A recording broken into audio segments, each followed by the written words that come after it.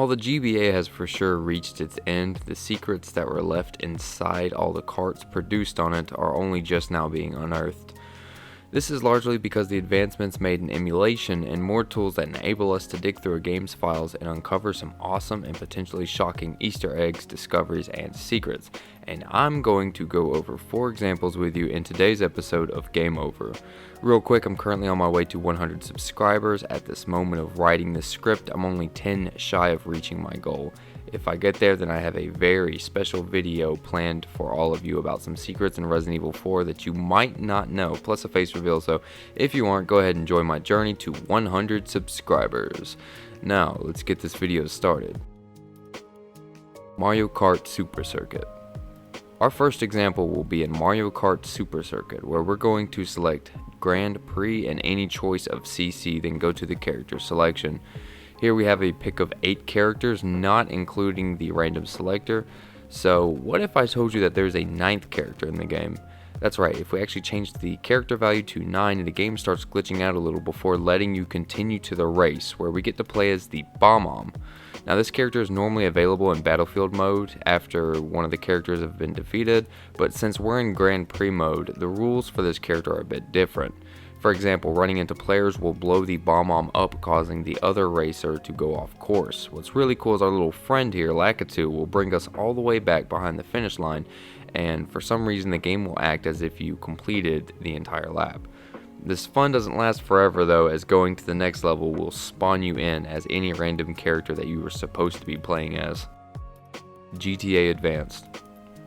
Rockstar really had a lot of ambition bringing GTA to the Game Boy, and needless to say, it's good enough. I'm just kidding. It's a very disorienting game to play, but the mechanics introduced here are very intriguing. For instance, if we freeze a code that activates when Mike steps out of the car, it's revealed that the entire time Mike is inside vehicles, the game shrinks him down to this really tiny size.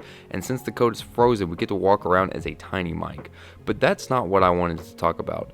In the game, the spray shop is present too, but the colors are very basic, ranging from red, blue, orange, green, and sometimes yellow if you're lucky.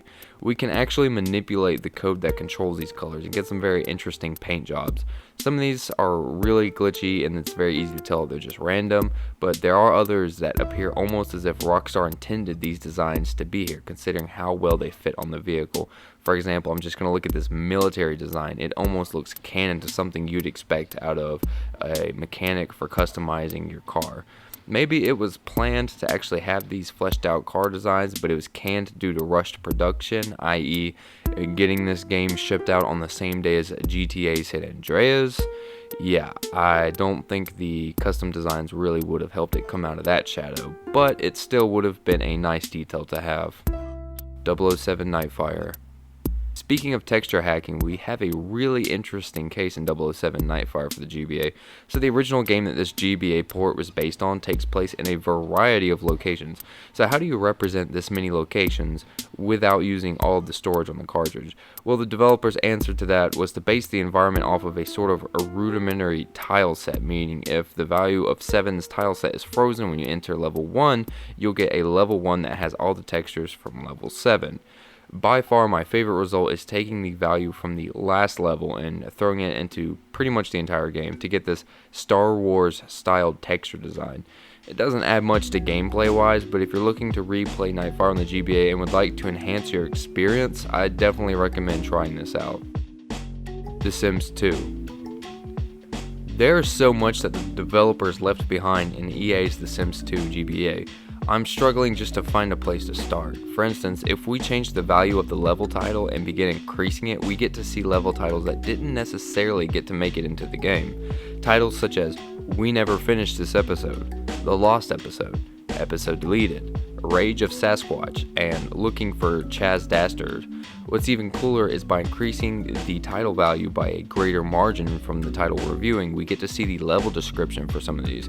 For instance, one level titled Giuseppe Was Framed, Giuseppe being the criminal in the game, also has a description alluding to the idea that the player was going to have to find out the group who framed Giuseppe. Another level description, and by far my favorite, reads, Penguins attack the town in a nod to Hitchcock. There's another level called shark jumping, where the description tells us that we get to play as Dusty and help him make the ultimate jump. What's even cooler is that one data miner on the cutting room floor has uncovered an unused cutscene for this game where Dusty is indeed jumping over something on his motorcycle. Alright, now it's time to get spooky. There's one level titled Do You Want to Play, along with the name of your character at the end, and this level is actually playable. It immediately sends you to this outer space area where no context is given whatsoever on how your character got there or how your character is supposed to leave. And the last secret I'd like to talk about is a level titled Cult of Personalities. And according to its description, your character was originally supposed to, well, pretty much join a cult, or as the game calls it, a secret society. If you try to play this level, it ends up crashing the entire game with a bunch of glitched out sounds that I'm not going to play at high volume because I value your eardrums. Well, that wraps up today's episode. Don't forget to join my journey on 100 subscribers and also leave a comment below about what you thought of this video. I have a lot of these types of discoveries that I've documented over the years because data mining is a hobby that I really enjoy. So if you have a game that you'd really like for me to check out on some old console like the GBA or Nintendo 64, just let me know and I will do my best to find some secrets and hopefully produce a part 2 to this video depending on the reception I get. With all this said, stay safe and take it easy.